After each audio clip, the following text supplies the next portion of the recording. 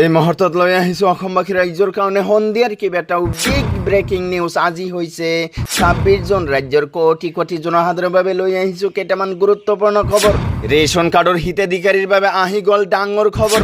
Ration কাৰ্ডৰ চাউল যোগানত ডাঙৰ সলনি হ'ল অন্তোদয় অন্ন যোজনাৰ নিয়ম। চাউল বিতৰণত নতুন ব্যৱস্থা চৰকাৰৰ। এতিয়াৰে পৰা সকলো পৰিয়ালে নাপাব 35 কিলোগ্ৰামকৈ চাউল। সদস্যৰ জনসংখ্যাৰ ওপৰত নিৰ্ভৰ কৰিব ৰেচনৰ চাউল। 1 জুলাইৰ পৰা নতুন নিয়মে লাভ কৰিব ৰেচনৰ সামগ্ৰী। অসমত আৰম্ভ হ'ব লোকপিয়ল। ঘৰে ঘৰে গৈ পৰীক্ষা কৰিব গণনাকাৰী বিষয়া। যাৱতীয় নথিপত্ৰ। কি নথিপত্ৰৰ প্ৰয়োজন হ'ব সাজু কৰি ৰাখক যাৱতীয় নথিপত্ৰ। কেতিয়াৰ পৰা আৰম্ভ হ'ব লোকপিয়ল গণনা সবিশেষ লৈ আহিছোঁ আজিৰ ভিডিঅ'ত। লগতে অসম তথা ভাৰতবৰ্ষৰ বিভিন্ন প্ৰান্তৰ পৰা যুগত কৰা হৈছে কেইবাটাও গুৰুত্বপূৰ্ণ খবৰ। গতিকে এনেবোৰ খবৰ নিতৌ পাই থাকিবলৈ চেনেলটো ছাবস্ক্ৰাইব কৰি ভিডিঅ'টোত এটা লাইক কৰিবলৈ নাপাহৰিব। হয় বন্ধু বান্ধৱীসকল, আজি আমাৰ প্ৰথমটো খবৰ খুবেই গুৰুত্বপূৰ্ণ খবৰ।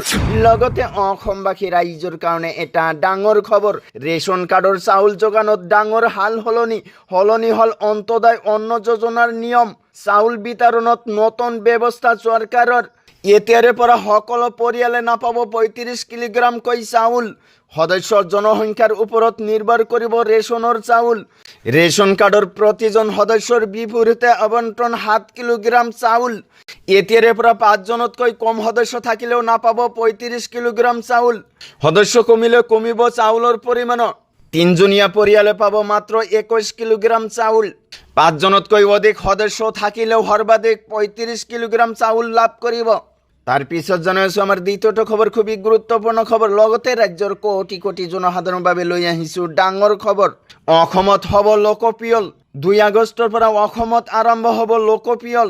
17 আগষ্টৰ পৰা ঘৰে ঘৰে যাব লোকপিয়ল গণনাকাৰী বিষয়া। পৰীক্ষা কৰিব আপোনাৰ যাৱতীয় নথিপত্ৰ। কি নথিপত্ৰৰ প্ৰয়োজন হ'ব সাজু কৰি ৰাখক যাৱতীয় নথিপত্ৰ। 15 ছেপ্টেম্বৰলৈকে চলিব এই প্ৰক্ৰিয়া। প্ৰায় 85,000 কৰ্মী নিয়োজিত কৰা হ'ব এই প্ৰক্ৰিয়াত।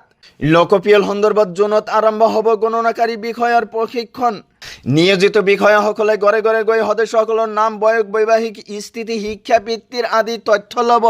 তথ্যৰ সত্যতা আৰু সঠিকতা নিশ্চিত কৰিবলৈ প্ৰতিটো পৰিয়ালৰ সদস্যৰ যাৱতীয় চৰকাৰী নথিপত্ৰ পৰীক্ষা কৰিব। সাজু কৰক প্ৰয়োজনীয় নথিপত্ৰ। কি নথিপত্ৰৰ প্ৰয়োজন হ'ব?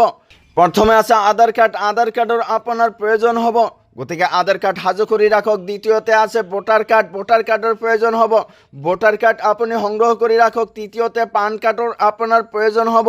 আধাৰ কাৰ্ড, পান কাৰ্ড আৰু ভোটাৰ কাৰ্ড এই 3বিধ নথি আপুনি সাজু কৰি ৰাখক। চতুৰ্থতে আছে জন্মৰ প্ৰমাণ পত্ৰৰ লগতে উল্লেখ কৰিব লাগিব পৰিয়ালৰ সদস্যৰ সকলো গুৰুত্বপূৰ্ণ তথ্য। তো বন্ধুসকল, আজিৰ মূল ভিডিঅ'ত এইখিনি ইনফৰমেশ্যন দিব লগা আছিল। ভিডিঅ'টো ভাল লাগিলে চেনেলটো ছাবস্ক্ৰাইব কৰিবলৈ নাপাহৰিব। আৰু যদি ফেচবুকত চাই আছে তেনেহ'লে পেজটো ফ'ল' কৰি লগত থাকিব। চ' থেংক ইউ ফৰ ৱাচিং ফুল ভিডিঅ'।